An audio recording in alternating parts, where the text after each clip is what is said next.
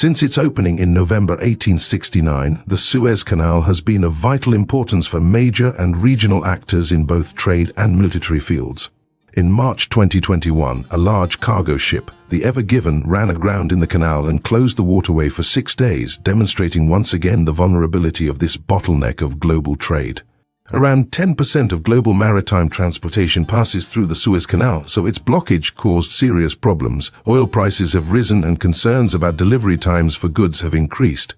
This incident was a reminder of how important the Suez Canal is for international trade. The Sinai Peninsula connects Asia and Africa and separates the Mediterranean from the Red Sea, which for thousands of years made trade between South and Southeast Asia and Europe difficult. In the 18th century BC, Egypt built a canal, but it eventually fell into disuse.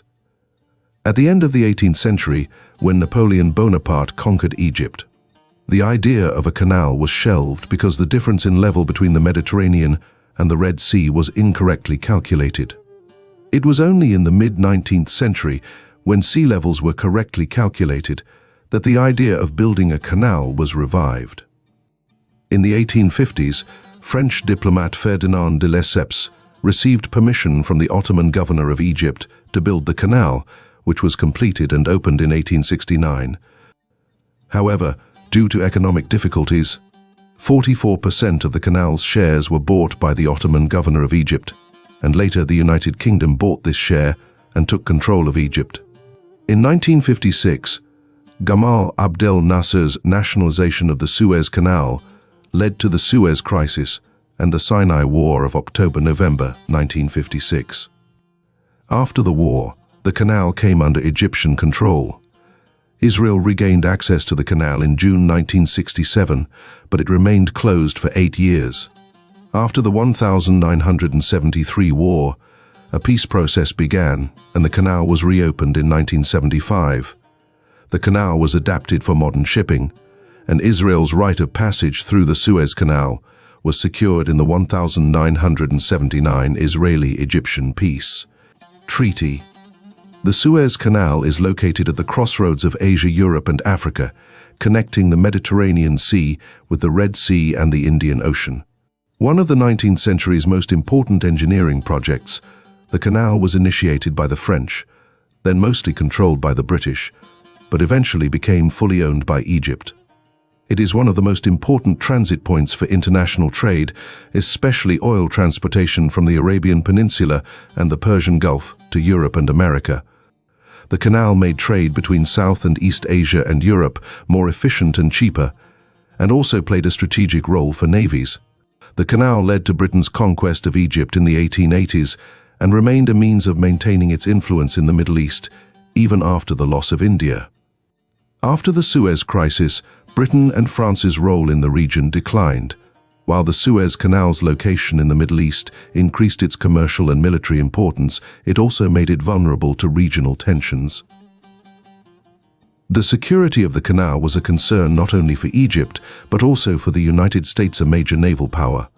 Closed between 1967 and 1975, it helped the United States gain an advantage in the Vietnam War by delaying Soviet aid. Israel's failure to withdraw from the canal served the interests of the United States. The Suez Canal has been of vital importance for empires and trading nations and has become a target for global and regional powers. After the 1973 war and the reconciliation between Egypt and Israel, the canal witnessed both wars and peaceful cooperation. With the mediation of the United States, the 1979 peace treaty was signed, and the peaceful operation of the canal was ensured. The Suez Canal is a strategic narrow passage between the Mediterranean Sea and the Red Sea, and a geostrategic nexus on the route to the Indian Ocean. This chapter discusses the overall strategic and geopolitical characteristics of the Suez Canal, the challenges, opportunities, and threats that Egypt may face. The economic benefits and security of the canal depend on the stability of the Egyptian regime. Egypt must ensure security not only in the Suez Canal but also in the Gulf of Aden and the Red Sea, as threats such as piracy reduce the attractiveness of the canal for transiting vessels. Economically, Egypt should develop the economic zone around the canal, invest and create jobs. the fastest transit point from the Atlantic Ocean to the Indian Ocean for modern merchant ships, and tolls are an important source of revenue for the Egyptian government. The canal has made Egypt one of the geopolitical cornerstones of the Middle East and is one of the critical narrow passages for the world oil trade.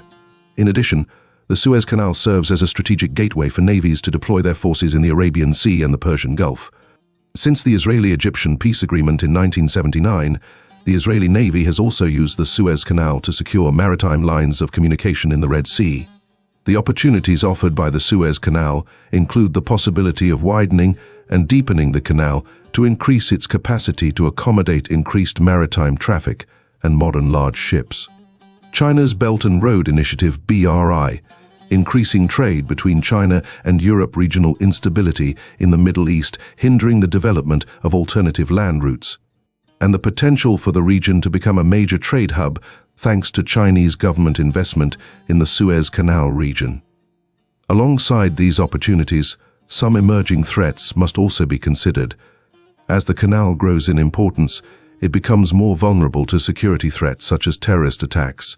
Moreover, with the stability of the El-Sisi government in Egypt at risk, the attractiveness of the canal could also decrease.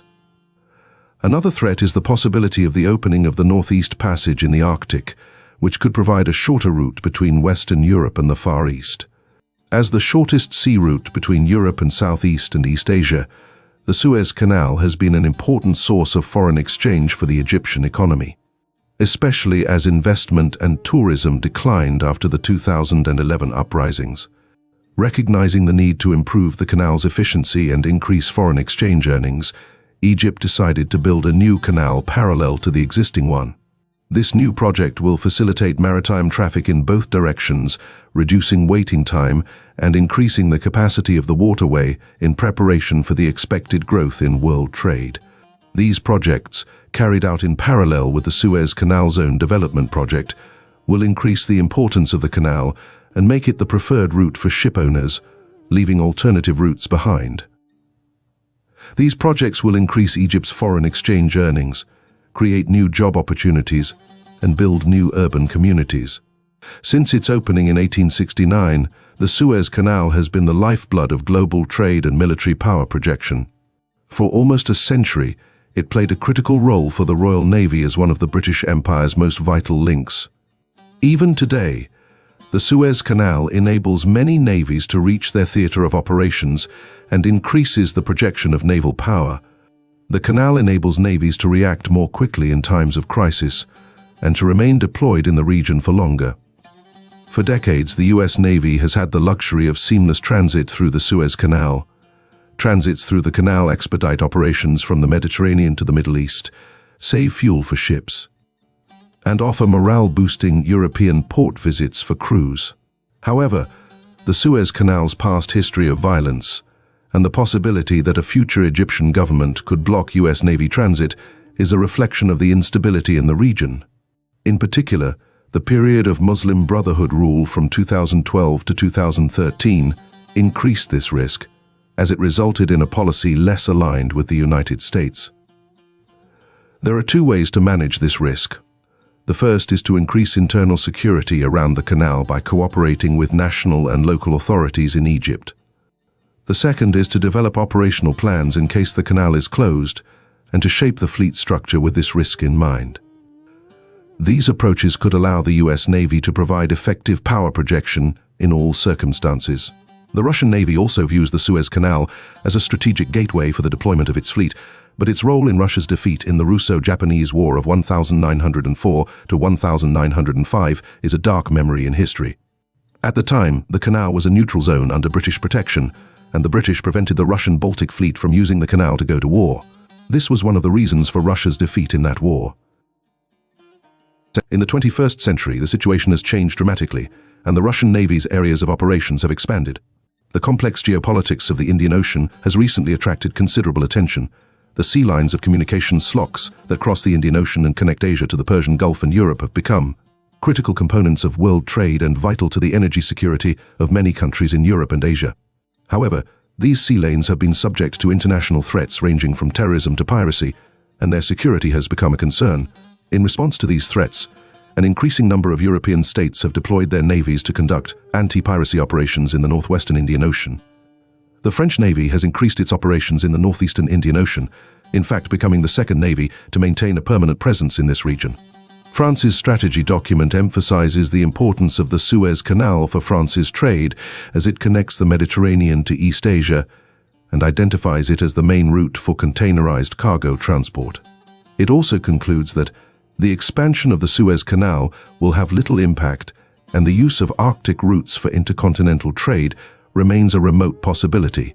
For France, the Malacca-Suez route remains important for containerized trade with East Asia, while the routes connecting the Gulf of Guinea and the Persian Gulf remain strategic for energy transport. To secure its trade with the Far East and the Persian Gulf states, France has deployed 2 large inter-service bases in Abu Dhabi and Djibouti. Through these bases, France maintains a permanent military presence in the Persian Gulf and the Gulf of Aden. The base in Djibouti is linked to France's colonial presence in the Horn of Africa, while the base in Abu Dhabi is new and was inaugurated in 2009.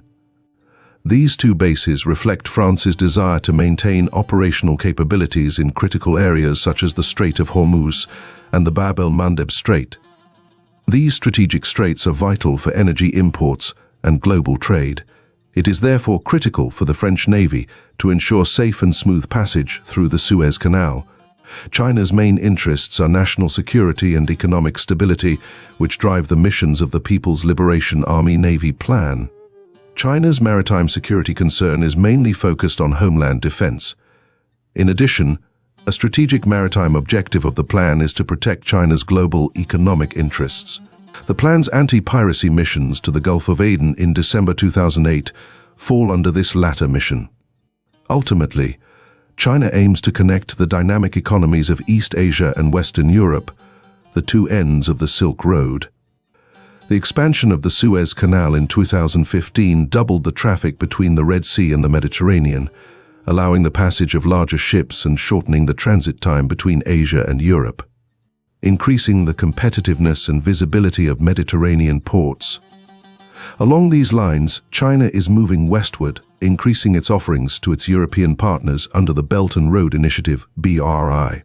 This objective includes sub-objectives such as protecting maritime lines of communication slocks and strategic straits, countering piracy threats, and protecting commercial interests. This requires safe and secure passage through the Suez Canal. China has consistently pushed for state-owned enterprises so as to operate in countries with less stable political environments. This strategy, while economically beneficial, has required China to create contingency plans to properly protect its citizens working in these potentially dangerous and unstable political climates. In February 2011, China put in place a contingency plan to evacuate its citizens from conflict-ridden Libya by air, land and sea. The first 2 ships evacuated around 3,800 people from the eastern Libyan port of Benghazi. Such an event also demonstrates the plan's need for safe and secure passage through the Suez Canal. The melting of the Arctic ice caps is likely to increase the commercial vitality and traffic of the Northern Sea route. For example, one study predicts notable shifts in trade flows between Asia and Europe, diversion of intra-European trade, heavy ship traffic in the Arctic, and a significant reduction in Suez traffic. Russia and China have announced their intention to build the critical infrastructure needed to support the Northern Sea route. If commercial shipping through the Northeast Passage becomes a viable option, it would make sea travel from Europe to Asia much shorter than through the Suez Canal. The development of the Northeast Gateway could therefore represent a major challenge and loss of revenue for the Suez Canal. Russia claims sovereignty over a significant part of the Northeast Passage and has invested significantly in its development. China and Russia have agreed to work jointly to develop the Northeast Passage scheme, the so-called Ice Silk Road. Chinese and Russian companies cooperate in infrastructure development, oil and gas exploration, and tourism in the Arctic. The Chinese shipping company COSCO has conducted several experimental cruises on Arctic waterways, and the ministries of transport of both countries are updating their policies and regulations on the development of the Arctic region. Although the peace treaty between Israel and Egypt guarantees the Israeli Navy free passage through the canal, scenarios of instability in Egypt cannot be ruled out. This raises the possibility that the Egyptian authorities may refuse to allow Israeli Navy ships to transit the Suez Canal, as happened during President Morsi's regime. A third of Israel's trade with the Far East is conducted through the Red Sea, so while such a situation is unlikely, plans should be made for it. Also important is the Israeli Navy's dependence on the Suez Canal. Following Israel's withdrawal from the Sinai Peninsula and the peace agreement with Egypt, Israel evacuated its naval base in Sharm el-Sheikh. In the 1970s, the Israeli Navy conducted patrol missions from this base to the Red Sea and the Bab el-Mandeb Strait. Today, such missions require Israeli naval forces to cross the Suez Canal. Recently, Israel has been seen secretly attacking ships carrying Iranian oil and weapons through the Red Sea, opening a new naval front in a regional shadow war. Israel has never officially accepted responsibility for its attacks on these Iranian ships bound for Syria, but media reports and unofficial statements have largely confirmed Israel's role. Iran's involvement in the recent attacks on Israeli ships is also clear. Most of the ships were carrying fuel from Iran to its ally Syria, while 2 were carrying military equipment.